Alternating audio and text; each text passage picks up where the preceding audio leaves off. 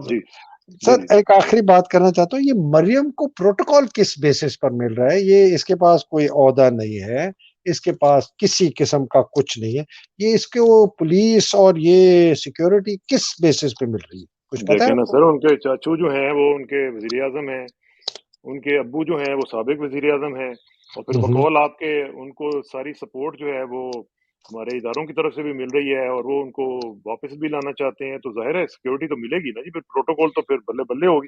اور پروٹوکول کے بغیر پتہ ہے کیا، میں آپ کو بتاؤں، میں اس مینٹلٹی کو جانتا ہوں، میں نے بڑی قریب سے ان کو دیکھا ہوا ہے، ہوں یہ پروٹوکول کے بغیر اپنے آپ کو یعنی میں خاتون کی بات نہیں کر رہا ہوں، دوسرے جو مرد حضرات بھی ہیں نا، وہ نیکڈ فیل کرتے ہیں کہ اگر پروٹوکول نہیں ہے، ارد گرد 10-15 لوگ پولیس والے نہیں کھڑے ہوئے گنے لے کے، تو وہ سمجھتے ہیں کہ ہم لوگ اس وقت برہنہ ہو چکے ہیں، ہمیں کچھ لباس چاہیے، اور لباس ان کا یہ پروٹوکول ہوتا نہیں تو نہیں، وہ تو چلے، وہ تو خیر بالکل صحیح آپ نے فرمایا، میں اس کو سمجھتا ہوں۔ یہ کون سا کوئی لیگل کوئی ہے طریقہ ہے۔ جس کوئی کی لیگل بیس ہے؟ ان کی تو تو کوئی کیپیسٹی دیکھیں، کوئی سرکاری عہدہ نہیں ہے، کوئی کچھ نہیں ہے۔ ابھی ریسنٹلی چیف آرگنائزر بنایا گیا ایک پارٹی کا ان کو، اس کے ہوں علاوہ تو ان کا، اور اگر وہ ہے بھی تو پھر پارٹی دے نا، کوئی ہوں سرکاری تو نہیں ہے۔ اچھا ویسے نا، میں جب تھوڑا آگے سوچتا ہوں نا، اور مجھے تو بہت امید ہے انشاءاللہ یہ آج وہ کرن انعام الرحیم کا بھی میں نے انٹرویو کیا، انہوں نے کہا سر یہ سب جو ہے نا ان کو سزا ہوگی، یہ کوئی نہیں بچے گا، باجوے شاجوے سارے لٹکیں گے انشاءاللہ۔ میں نا والیوم آف کرپشن دیکھ رہا تھا، ہوں، میں یہ ان کی اس کی جسٹ خواجہ صاحب کی کتاب، اور کہا جی ٹوٹل پاکستان میں 3000 جج ہیں، صرف ٹوٹل سارے، اچھا، سیول سیشن لوور والے سارے ایڈیشنل، ملا کے۔ ہاں، اور ہائی سپیر، ٹوٹل 3000۔ تو یہ تو ہاں، مسئلہ بہت آسان ہے، یہ ایسا نہیں ہے جو ہم سمجھ رہے ہیں کہ اوہو یہ، اور ان کی کتاب پڑھیں، یہ تو ہمارے اتنے رولز ایسے ہیں جو کہ ہم خود اگر ان کو امپلیمنٹ کریں ہو گے، جو انڈیا میں ہو چکے ہیں، بنگلہ دیش میں ہو چکے ہیں، ایسی ایسی انہوں نے باتیں کی ہیں، میرے تو خود آنکھیں کھل گئی کہ یار یہ تو ہمارا جوڈیشری کا جو ریفارم ہے، یہ کوئی اتنے میجر مسئلہ نہیں ہے، لوگ بھی تھوڑے، ہاں، اور فوج یہ 150 جنرل، واہ، یہ ادھر کی مار ہے، ہوں، یہ ادھر کی مار ہے، پولیس میں بھی یہی 100-150 بندہ، بیوروکریسی میں بھی یہی ہے 100-150 بندہ۔ یہ ٹوٹل آپ کی جو حالات کو ٹھیک کرنے کے لیے نا، یہ آپ کی 3-4 ہزار لوگوں کی مار ہے سر، یہ اس سے زیادہ یہ ملک کیسے سیدھا ہوگا؟ وہ مجھے اسی وجہ، جی پلیز گو اہیڈ۔ وہ ثانیہ نشتر صاحبہ کہہ رہی تھی، کہتی ہے مہدی صاحب آپ کے پاس اچھا سیکرٹری ہونا آپ کی وزارت کا، آپ سمجھے آپ کا 80% کام ختم ہو گیا اگر وہ ہاں، کرپٹ نہیں ہے۔ او یس، او یس، لیکن ایسے بندے جو ہے نا وہ بہت کم ہے، ایسے بندے بہت کم ہیں۔ اصل میں میں صرف آپ سے جو ایک چیز پوچھنا چاہ رہا ہوں آخر میں، وہ یہ ہے کہ آپ نے ابھی تھوڑی دیر پہلے ذکر کیا، اور ہم بھی سن رہے ہیں کہ عمران خان کو کچھ بتایا جا رہا ہے کہ جی آپ یہ چیزیں مان لیں، یہ ہماری وش لسٹ ہے، اور اس میں یہ بھی ہے کہ جناب ارشد شریف کا کیس نہیں آپ لائیں گے، رجیم چینج کو بھول جائیں گے، ٹھیک ہے نا جی، باجوہ صاحب کو بھول جائیں گے۔ اب یہ مجھے بتائیں کہ کچھ لوگوں سے میری بات ہوئی تو وہ کہہ رہے تھے کہ یار عمران کو کچھ تھوڑا سا سپیس دے دینی چاہیے، تو یہ آپ بات کا کیا اس بارے میں ویو ہے؟ یہ سر یہ وہ لوگ ہیں جنہوں نے زندگی میں کبھی خود کام نہیں کیا، ویسے میں بتا دوں فرینکلی، ہوں، ہوں، یہ باہر سے بیٹھ کے نا تماشبین ہے، اور ہمیں یہ ایسے کرنا چاہیے، عقل کی بھی بات کرتے ہیں، بڑے انٹیلیجنٹ لوگ ہیں، لیکن یہ ہے کہ جی تھوڑا اس کو وہ کہتے ہیں یہ پریگمیٹزم کا تقاضا ہے کہ تھوڑا سا ریسیو یار کر کے یہ پھر آپ آگے آئیں۔ پریگمیٹزم، اور سر چھوڑیں یہ سارے جو مطلب دیکھیں، عمران ایک دفعہ نہیں، کو درجن دفعہ ڈسا گیا ہے ان لوگوں سے، ایک دفعہ نہیں، عمران کو یہ باجوہ 3-3.5-4 سال سے بے وقوف بنا رہا ہے، اور وہ بیچارہ سمجھتا رہا ہے کہ میری مدد کر رہا ہے۔ یہ 9 اپریل کے بعد سے اس کو پتہ نہیں کتنی دفعہ انہوں نے ڈسا، اب یہ کر دیں گے وہ کر دیں گے۔ میرے پاس ایک ڈاکیومنٹ آیا تھا جس میں 5 اگست اور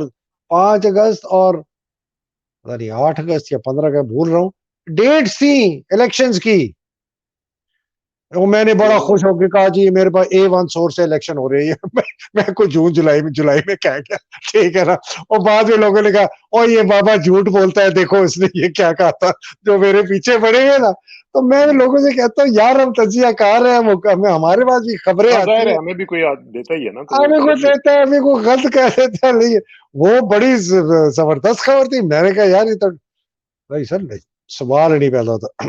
الیکشن کرائیں بس. کیا مطلب آپ کرائمز اگینسٹ ہیومینٹی کی ہیں. آپ نے ارشد شریف کو قتل کیا. آپ کی آئی ایس آئی نے اس کے خلاف سیڈیشن کے کیسز کرائے. آپ کی آئی ایس آئی کے خلاف آج تک انکوائری نہیں ہوئی.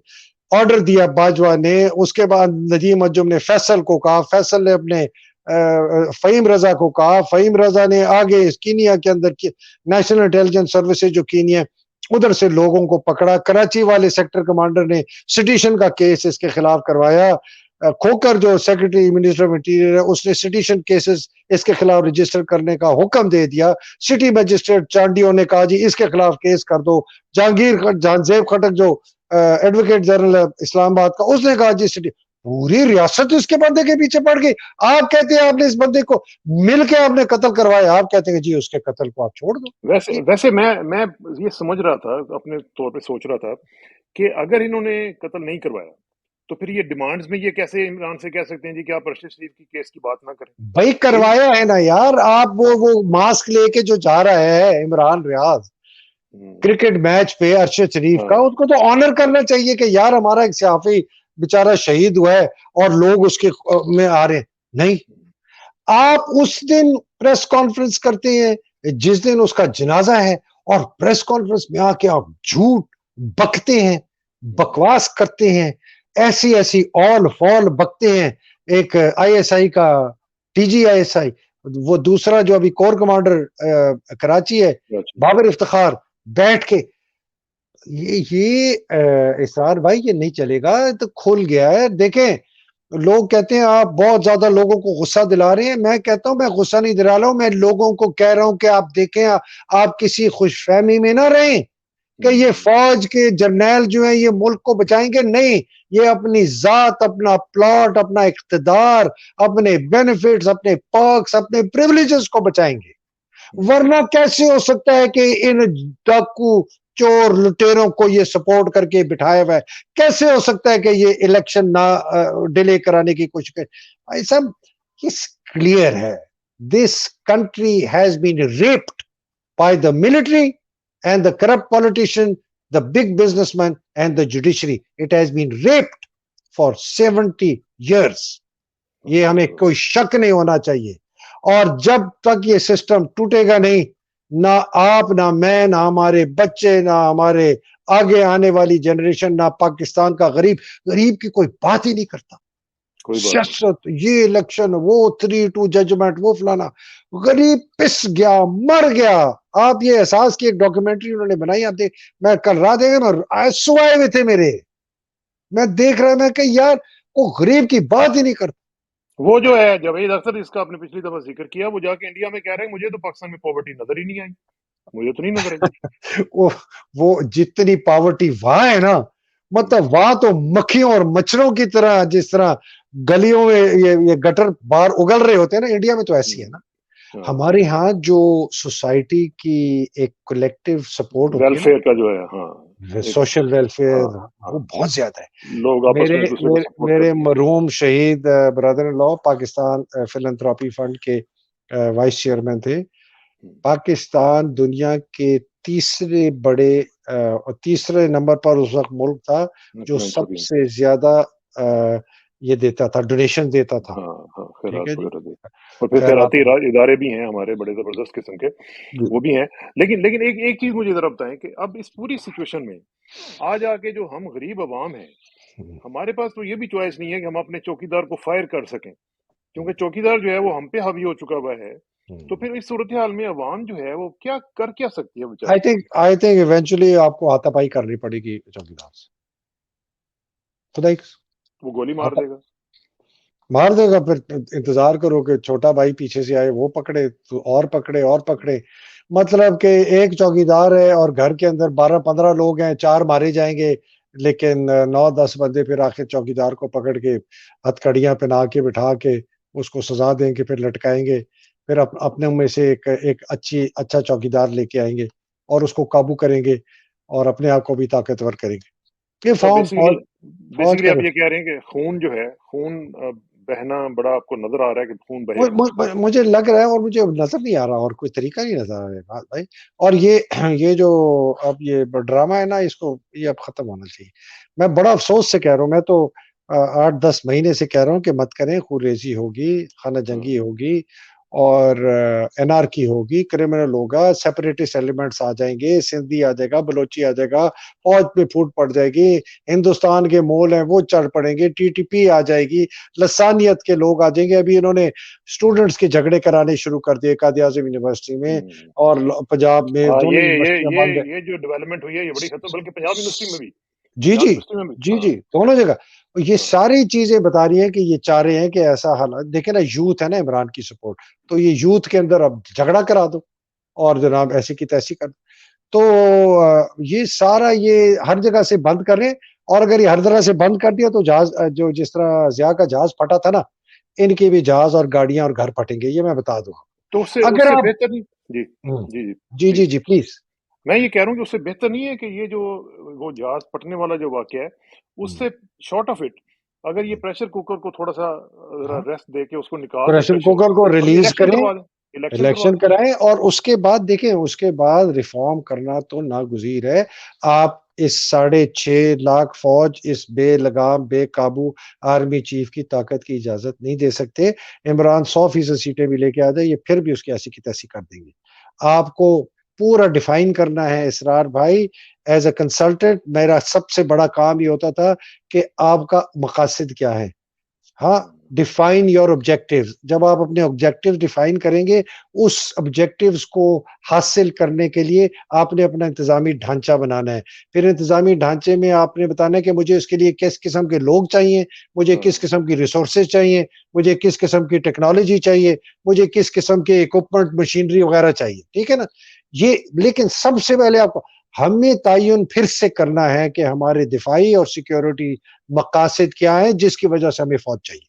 ٹھیک ہے نا, اور ہیں ضرور ہیں, کوئی کون کہتا ہے نہیں ہے, بالکل صحیح ہے. بات. لیکن ان کے تحت ہم نے فیصلہ کرنا ہے کہ ہمیں اس قسم کی فوج چاہیے. 6.5 لاکھ بندوقیں ایک آدمی کے انڈر, جس کا جس دن چاہے وہ اس ملک کی ایسی کی تیسی کر دے, یا ہمیں ایک چھوٹی فوج چاہیے. میں ایک ایسی آئیڈیا پہ, یا ہمیں ایک چھوٹی فوج چاہیے, ہمیں بہت ہی چھوٹی ایک سٹینڈنگ آرمی چاہیے اسرائیل کی طرح. باقی ہمیں کانسکرپشن چاہیے, جب ضرورت پڑے بلاؤ, آؤ نوکری کرو, 6 مہینے کرو چلے جاؤ, یا آؤ 2 سال کرو چلے جاؤ, اگلی کھیپ آئے 2 سال کرو چلے جاؤ. ٹھیک ہے نا. یہ ہم نے آرمی چیف کی جو پاور ہے اس کو کیسے کٹیل کرنا ہے, اس کو ڈائلیوٹ کیسے کرنا ہے اپورڈز. اس کے ساتھ 3-4 اور شاید 4 اسٹار پوزیشنز کو کوئی پرائم منسٹر کو رپورٹ کرے, کوئی ڈیفense منسٹر کو رپورٹ کرے, کوئی منسٹر آف انٹیریئر کرے. اس کی ٹرانسفر پوسٹنگز کی جو پاور ہے اس کو بھی سپریڈ کیا جائے کہ اپنی مرضی کے بندے, یہ لیفٹنٹ کرنل جی سے یہ ان کا پلاٹس کلچر جو ہے اس کو ختم کیا جائے. تنخواہ بڑھا دیں, ہر ایک بندے کو ایک ایک پلاٹ دے دیں کہ بھائی ٹھیک ہے تو ایک ایک پلاٹ لیے جاؤ, بعد جاؤ ریٹائر ہو, یہ ایک پلاٹ, یہ تمہاری پینشن, اچھی ہیوی پینشن دیں. اس کے بعد آپ ان کو فوج کے بعد نوکری بھی دیں. سارا آپ کا Fauji Foundation, F F C, Army Welfare Trust, سب منسٹری آف ڈیفenس کے انڈر آئے, ان کے پاس نہیں ہو, انڈیپینڈنٹلی رن ہو, یا انڈیپینڈنٹ ایک ادارہ بنائیں جو اس کو چلائے. آپ کو یہ چیزیں کرنی پڑیں گی, ورنہ یہ نہیں چھوڑیں گے. ان کے منہ کو خون لگا ہوا ہے, یہ نہیں چھوڑیں گے. تو اندر ان کا کوئی سیلف اکاؤنٹیبلٹی کا کوئی سسٹم نہیں ہے, کوئی سسٹم کچھ بھی نہیں. یہ کہتے ہیں, وہ کہتے یعنی ہیں. آرمی, اب دیکھیں نا ہم نے یو ایس آرمی میں دیکھا ہے کہ وہاں پہ اگر کوئی اس طرح کی بات ہوتی ہے تو وہ بات اکاؤنٹیبلٹی تک جاتی ہے اور لازمی جاتی ہے. مجھے یاد ہے, بلکہ بڑا پرانا واقعہ آپ کو شاید یاد ہوگا, 80s میں, لیٹ 80s میں آپ کو یاد ہوگا جوناتھن پالرڈ کا جو واقعہ ہوا تھا. جی جی جی جو بالکل ٹھیک اچھی ہے نا جی, طرح. جی وہ بڑا اسپائی جو تھا. زبردست اسپائی جو تھا, اس میں نے اس کے اوپر لکھا بھی تھا بہت زیادہ, 2-3 آرٹیکلز میں نے اس وقت بھی لکھے تھے. مجھے یہ بتائیں کہ جب یہ واقعہ ہوا, اس کو سی آئی اے نے ریجیکٹ کیا, 1-2 اور لوگوں نے بھی ریجیکٹ کیا, اداروں نے, نیوی نے اس کو رکھ لیا. لیکن جب وہ پکڑا گیا تو جب پکڑے جانے کے بعد پتا چلا تو نیوی نے باقاعدہ ایکنالج کیا. انہوں نے کہا جی ہاں جی یہ ہمارا فیلئر تھا, یہ ہم سے غلطی ہوئی تھی, ہمیں نہیں اس طرح کرنا چاہیے تھا. تو کیا اس طرح ہمارے ادارے میں نہیں ہو سکتا جی؟ بالکل نہیں ہو سکتا. ویسے جو میں کچھ اچھی بات یہ میں بتاؤں, میرے پاس ایک ہمارے ہوتے تھے ایڈمیرل یستور الحق ملک نیوی کے, جی جی جی منصور الحق ملک جو چلے گئے تھے فلوریڈا میں.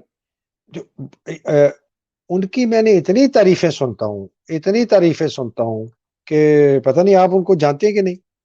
نہیں, میں پرسنلی تو نہیں جانتا. اچھا, اور وہ کہتے ہیں جی ان کو ایک پلاٹ کراچی میں ملا, جب انہوں نے کہا جی میں لاہور میں رہا ہوں, انہوں نے ایک اور پلاٹ مان, ان کو لاہور مل گیا, انہوں نے کراچی والا واپس کر دیا. سنا ہے بہت سمپل آدمی تھے. اینی وے دیکھیں ہمارے ویسے فوج میں ہوئے ہیں, اور ہمارا سسٹم یہ جب اس کو الاؤ کرے نا کہ یہ فنکشن کرے تو کرتا ہے. کیوں میں بتاتا ہوں. ظہیر کا beta D G I S I جو تھا ریجیکٹ ہو گیا, آئی ایس ایس بی میں نہیں جا سکا. طارق خان کا بیٹا سرونگ لیفٹیننٹ جنرل تھا, ریجیکٹ ہو گیا, آئی ایس ایس بی میں کچھ نہیں کر سکا. ایک اور میرا کلاس فیلو لیفٹیننٹ جنرل, اس کا بیٹا گیا ریجیکٹ ہو گیا, نہیں کر سکا. دوسری دفعہ گیا ریجیکٹ ہو گیا. تیسری دفعہ بڑی مشکل میں پاس ہو گیا. تو فوج کے اندر یہ جہاں اگر آپ سسٹم, لیکن اب اوپر جانے کے لیے اتنے سٹیکس اتنے ہائی ہیں سٹیک کہ آپ اپنی ماں بیچ دیں گے جرنیل بننے کے لیے. میں لٹرلی کہہ رہا ہوں. تو اس لیے تو انہوں نے اپنی ماں بیچی ہے پاکستان. آپ سوچ سکتے ہیں کہ اتنے آپ کا سپہ سالار پاکستان کو بیچ دے ایک غیر ملک کے ساتھ, ہندوستان کے ساتھ چھپ چھپ کے باتیں کریں.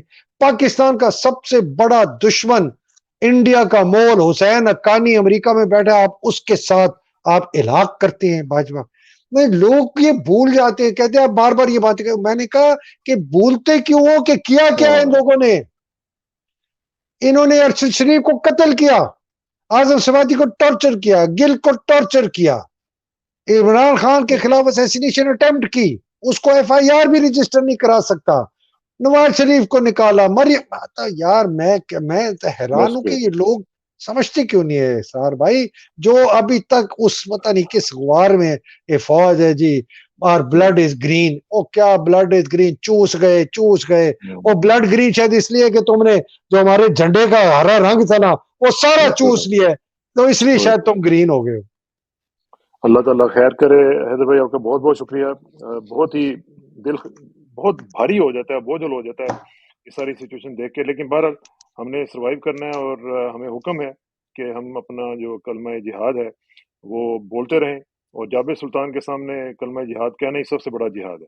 تو بہت بہت شکریہ, اور انشاءاللہ آپ سے رابطہ رہے گا. آخر میں دعا کہ میری عزت کے لیے کافی ہے کہ میں تیرا ہی بندہ ہوں, میرے فخر کے لیے کافی ہے کہ تو ہی میرا پروردگار ہے. تو بالکل اسی طرح ہے جس طرح میں چاہتا ہوں, مجھے بھی اسی طرح بنا دے جس طرح تو چاہتا ہے.